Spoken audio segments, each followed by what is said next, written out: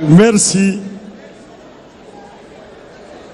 Mesdames, Messieurs, comme annoncé, l'honneur revient à son Excellence le colonel Assimi Goïta, président de la transition, chef de l'État de la République du Mali, de prendre la parole.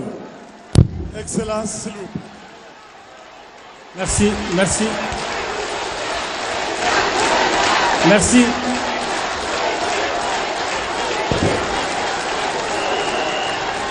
Merci, merci.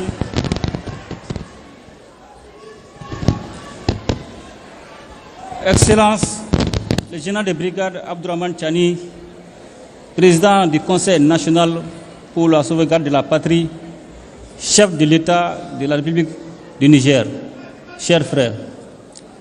Excellence, le capitaine Ibrahim Traoré, président du FASO, chef de l'État, chers frères. Mesdames et Messieurs les ministres du Burkina, du Mali et du Niger, Mesdames et Messieurs les hauts fonctionnaires, Mesdames et Messieurs de la presse et distingués invités, à l'entame de mon propos, je voudrais exprimer mes sincères remerciements et ma gratitude ainsi que ceux de la délégation qui m'accompagne au général de brigade Abdourahmane Tchani, président du Conseil national pour la sauvegarde de la patrie, chef de l'État de la République du Niger, et au peuple nigérien pour l'accueil chaleureux et la délicate attention dont nous avons fait l'objet depuis notre arrivée en cette terre hospitalière, en terre AES, chaleureuse et si riche de sa diversité qu'est le Niger. Et cette hospitalité est le reflet de la fraternité et de la solidarité qui unissent nos trois nations. Excellences, Mesdames et Messieurs, le 16 septembre 2023, en signant la charte du Liptako Gourmand, nous avons collectivement pris la décision courageuse de créer l'Alliance des États du Sahel, AES.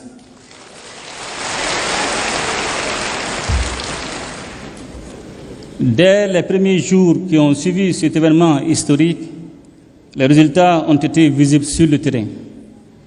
En effet, notre alliance a très tôt su traduire en action l'architecture de défense collective et d'assistance mutuelle mise en place pour lutter contre le terrorisme sous toutes ses formes et contre la criminalité en bande organisée dans notre espace commun. Je tiens à insister sur la notion d'espace commun pour saluer la clairvoyance de mes frères, les présidents Tchani et Traoré, qui avaient pris les mesures nécessaires pour autoriser les droits de poursuite sur leurs territoires respectifs afin de traquer efficacement les groupes armés terroristes sans contrainte liée aux frontières nationales.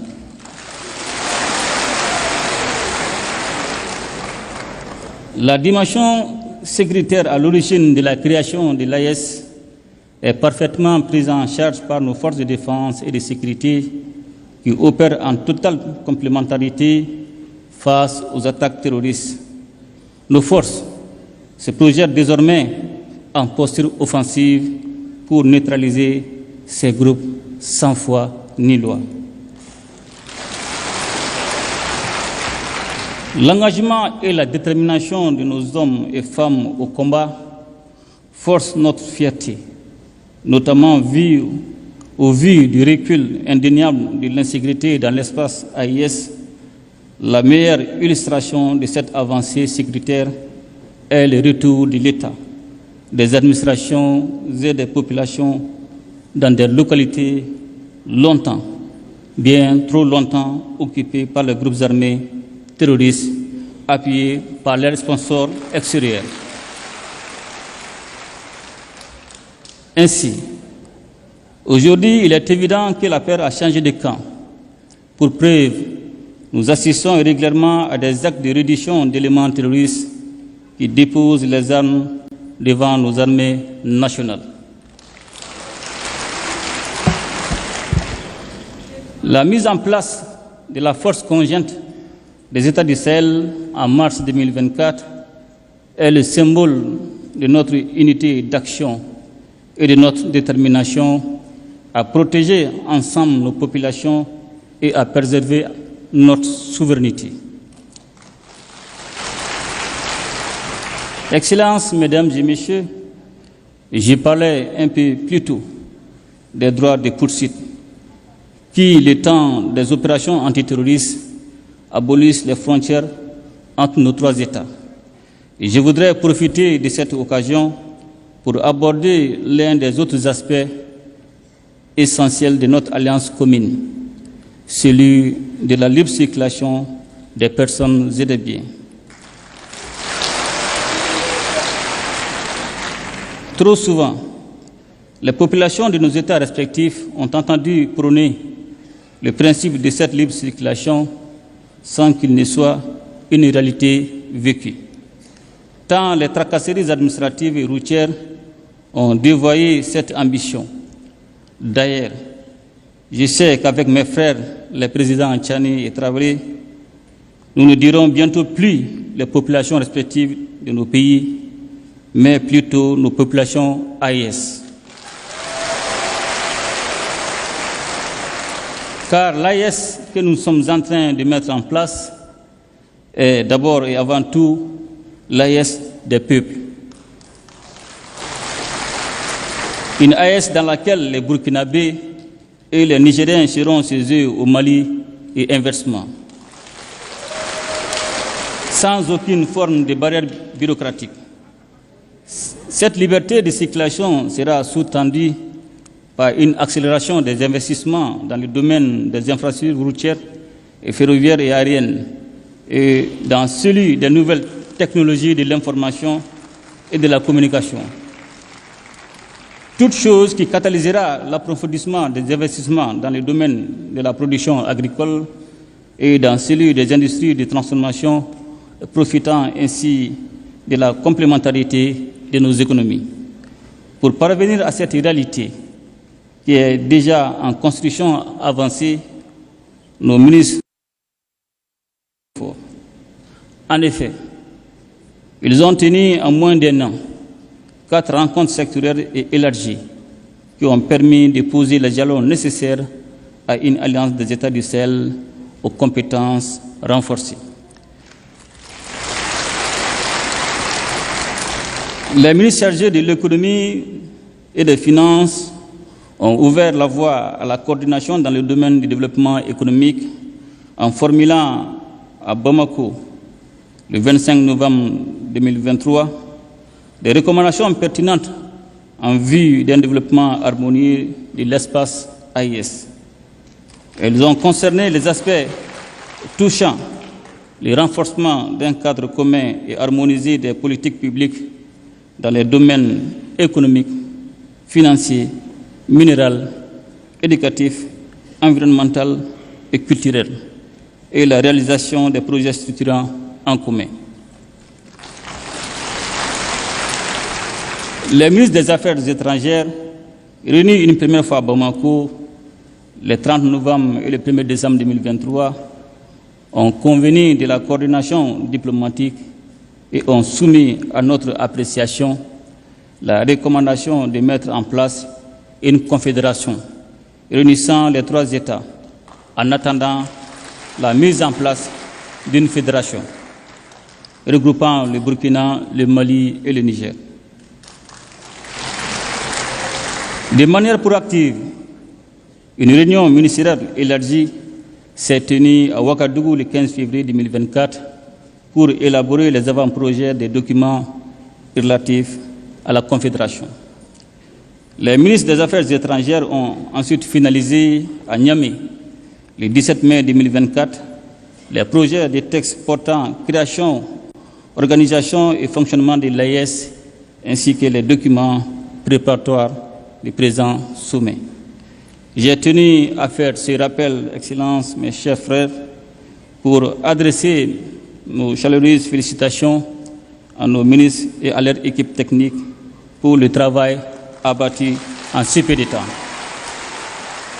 et surtout pour la qualité des documents qu'ils ont soumis à notre appréciation. J'ai particulièrement jugé utile de saluer, à travers les projets de textes élaborés, le maintien des valeurs chères à nos cœurs, à savoir les valeurs de fraternité, de solidarité, de complémentarité, mais aussi et surtout l'importance de placer et de garder les populations au centre de l'action de la Confédération. Je me réjouis par ailleurs de l'esprit constructif qui a prévalu durant les différents travaux. Cet esprit est justement ce que nous sommes invités à formaliser durant le présent sommet, afin de répondre à l'attente pressante de nos populations qui aspirent à vivre ensemble, à vivre en paix, à vivre en communion et en harmonie dans un espace stable et prospère. Excellences, Mesdames et Messieurs, ce premier sommet de l'AES est l'occasion de réaffirmer notre solidarité et notre soutien mutuel. Je ne saurais à cet égard manquer de réitérer nos remerciements à la République sœur du Niger pour sa solidarité agissante en décidant de nous livrer d'importantes quantités d'hydrocarbures. Excellences et chers frères général de brigade Abdourahmane Tchani, en cette période de crise énergétique, votre marque de fraternité au-delà du symbole revêt un caractère particulier pour les Maliennes et les Maliens. Il nous appartient désormais de renforcer ces liens stratégiques entre nos trois États pour surmonter ensemble les défis auxquels nous faisons face. Pour terminer, je voudrais réitérer notre ferme détermination à faire de l'Alliance des États du Sahel un modèle de coopération régionale, de solidarité, de développement, un modèle aussi d'intégration sous-régionale conformément aux principes de la charte du Liptako Gourma. Excellences, Mesdames et Messieurs, nous honorons aujourd'hui à Niamey notre rendez-vous avec l'histoire pour faire revivre avec notre confédération l'esprit d'unité voulu par les pères fondateurs du panafricanisme. En assumant notre part de responsabilité et de leadership dans cette œuvre exaltante et indispensable pour la région du Sahel, voire au-delà. Vive l'Alliance des États du Sahel, vive la solidarité entre nos peuples. Je vous remercie.